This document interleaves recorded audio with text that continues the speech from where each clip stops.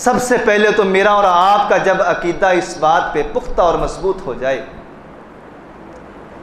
कि जिस नबी का मैंने कलमा पढ़ा है वो मेरा नबी नबियों में से आखिरी है, अगर इस अकीदे में एक बाल के बराबर भी शक है, एक बाल के बराबर भी शक है, तो याद रखिए इंसान दायरा इस्लाम से खारिज हो जाता है, इंसान का ईमान बाकी नहीं रहता। और बहुत से नाम नेहाद मुसलमान और बहुत से ला इलाहा इल्लल्लाह पढ़ने वाले जब इस मसले पे बात होती है तो वो इस मसले को इंतहाई मामूली और लाइट लेते हैं। लोगों याद रखिए, अगर नबी की नबूवत और नबी के आखिरी नबी होने में शक किया जाए तो याद रखिए आप दीन इस्लाम की इब्तिदा कर ही नहीं सकते। आप कुरान की किसी एक आयत पे अमल करना मुश्किल हो जाएगा, जिंदगी का एक कदम उठाना मुश्किल हो जाएगा। मुझे और आपको सबसे पहले मजबूती से इस बात पे यकीन रखना है कि हमारे नबी नबियों में से आखिरी नबी हैं। अब क़यामत की दीवारों तक दुनिया में अल्लाह ताला किसी नबी को भेजने वाला नहीं है, क्योंकि ये मेरे कुरान का फैसला है और मेरे नबी सल्लल्लाहु अलैहि वसल्लम का ये फैसला है।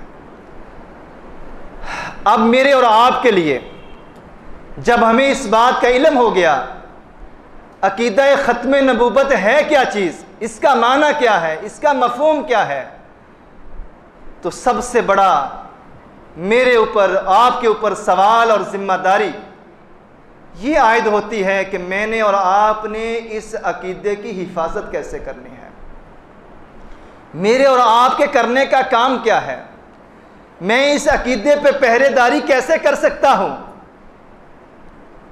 दिल थाम के बैठें और एक एक चीज को दिल की तख्तियों पे नोट कर लें। सबसे पहले मुझे दिलो जान से अपने नबी से प्यार करने वाला बनना है। जब मेरे दिल में कायनात की हर चीज से बढ़ के मेरे नबी की मोहब्बत रच बस जाएगी, फिर जब भी नबी का कोई पैगाम आ जाएगा किसी काम को करने का, मैं करूंगा।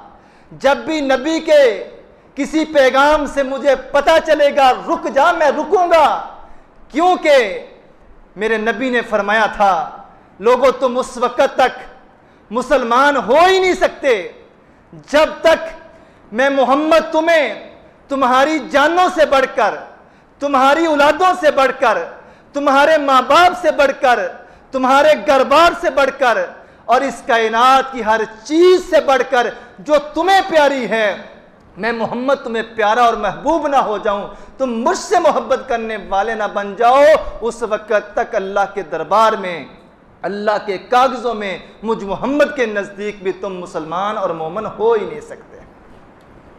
एक बात याद रख ले,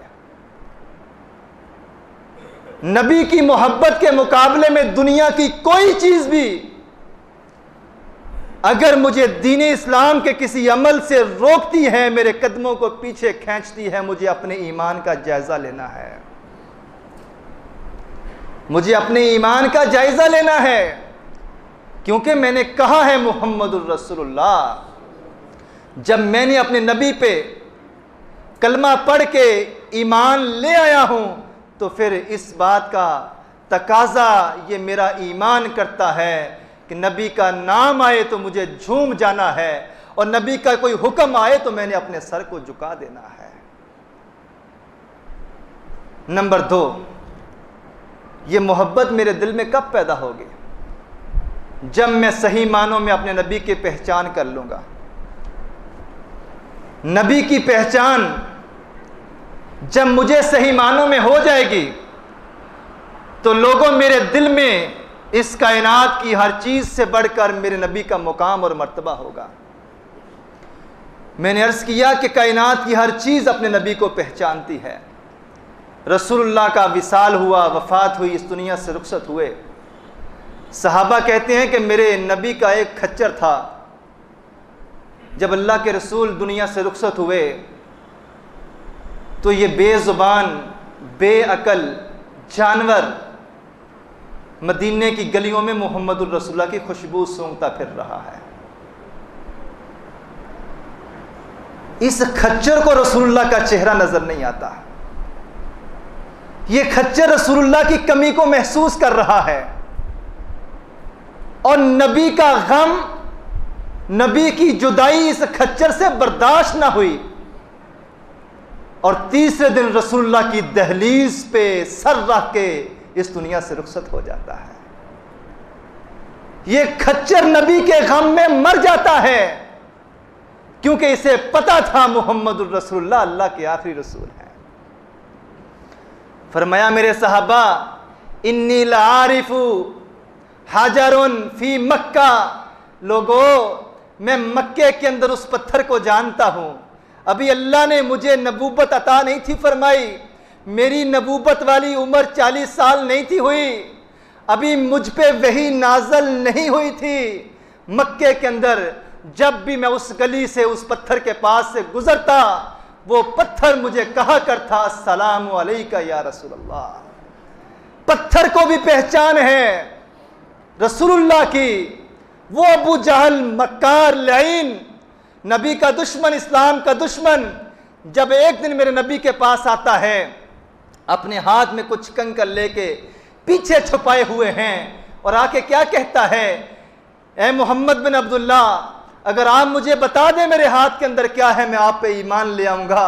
रसूलुल्लाह मुस्कुराते हैं, फरमाया अबू जहल मैं बतलाऊं तेरे हाथ में क्या है, या वो पत्थर बोल के बतलाएं कि ए अल्लाह के रसूल, ये आपका दुश्मन आपका इम्तिहान ले रहा है। सफीना नबी का सहाबी है, कहते हैं मैदान जिहाद से निकलते निकलते निकलते अफ्रीका के जंगलों तक पहुंच जाते हैं और रात हो जाती है अफ्रीका के जंगलों में। और अफ्रीका के जंगलों की दहशत और वहशत आज भी पूरी दुनिया में मशहूर है। रात हुई, मगरिब का टाइम, ये सफीना नबी के सहाबी कहते हैं, मैंने जंगल के किनारे खड़े होकर आवाज लगाई, ए जंगल के दरिंदो,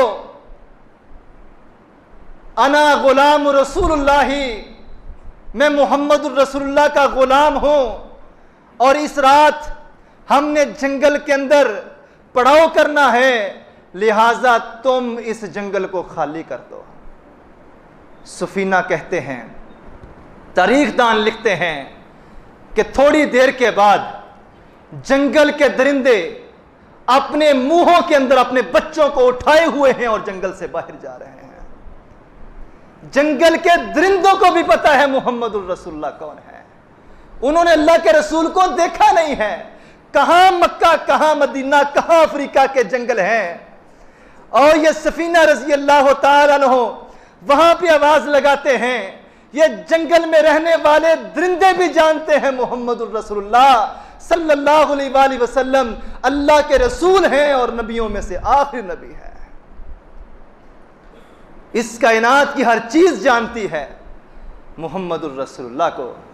वो हदीस कितनी मशहूर है सही मुस्लिम की, रसूलुल्लाह उहद पहाड़ के ऊपर खड़े हैं और साथ उमर फारूक रजी अल्लाह तआला अन्हु हैं, साथ उस्मान गनी रजी अल्लाह तआला अन्हु हैं और साथ अबू बकर सिद्दीक रजी अल्लाह तआला अन्हु हैं। साहबा कहते हैं उहद पहाड़ ने हिलना शुरू कर दिया।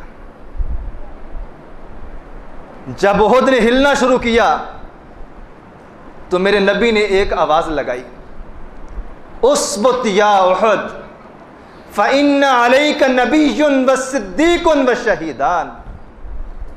उहद जरा होश कर, तेरे ऊपर इस वक्त कायनात का नबी खड़ा है,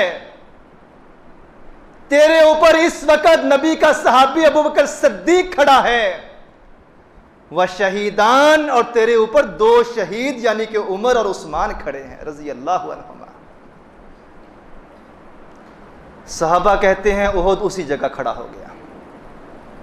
जो उहद में वाइब्रेशन थी, उहद के अंदर हलाव था, नबी ने सिर्फ एक बार कहा, उस्बुत या उहद फ़इन्न अलैका नबिय्युन व सिद्दीकुन व शहीदान।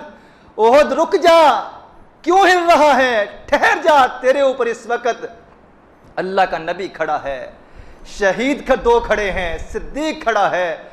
ओहद उसके बाद हिला नहीं है, क्योंकि ओहद को भी पता था क्या कौन रहा है।